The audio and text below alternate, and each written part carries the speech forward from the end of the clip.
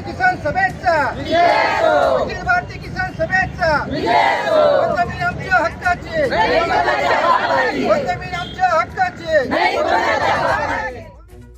नाशिकच्या नांदगाव शहरातील हुतात्मा चौकात अखिल भारतीय किसान सभेचं रास्ता रोको आंदोलन। अखिल भारतीय किसान सभेच्या वतीने सोमवार दिनांक 19 जानेवारी रोजी हुतात्मा चौक नांदगाव येथे रास्ता रोको आंदोलन करण्यात आले।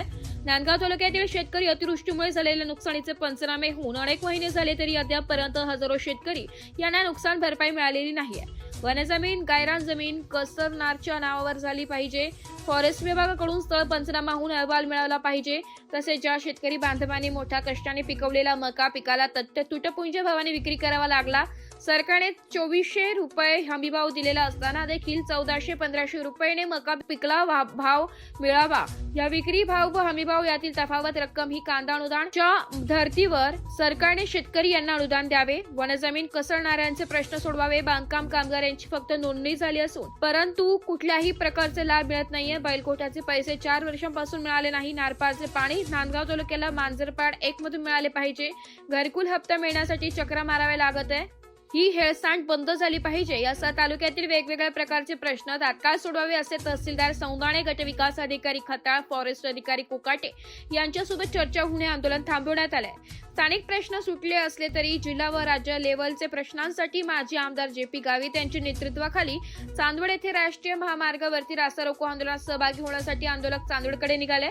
सरकारने दखल घ्यावी व प्रश्न सोडवावे निवेदन तहसीलदार नांदगाव यांना अखिल भारतीय किसान सभेच्या वतीने देण्यात आले। यावेळी किसान सभेचे नेता कॉम्रेड विजय दराडे, शरद उगले, सुभाष कापसे, सोमनाथ पवार, अंबादास खैरे, सरीचंद जाधव, बाळू सोनवणे, ज्ञानेश्वर सोनवणे, कैलास अवाले, दामू मध्ये, ओंकार जिगले, भिकुबाई गोरख फोडसे, दत्तात्रय शिंदे, उमा मेंगाळ, गोंडीराम माळी, शिवाजी गोसावी, शांताराम पवार यांसह शेतकरी उपस्थित होते। नांदगाव तालुक्यात अखिल भारतीय किसान सभेच्या वतीने आज वनजमीन धारकांचा त्याचप्रमाणे शेतकऱ्यांचा संयुक्त मोर्चा आज नांदगाव चौफुलीवरती करण्यात आला।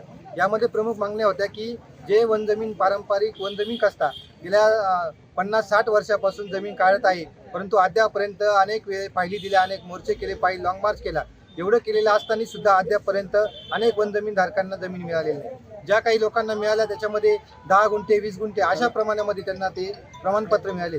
आमची मागणी आहे की जे वनजमीन कसता त्यांना कुठल्याही प्रकारच्या अटी शर्ती न टाकता त्यांच्या नावावर वनजमीन झाली पाहिजे। आणि दुसरी गोष्ट म्हणजे जे काही लोकांना 7/12 प्रमाणपत्र मिळालेले त्यांचं प्रमाणपत्रावरती कमीत कमी 2 हेक्टरच्या पुढे क्षेत्र मिळालं पाहिजे।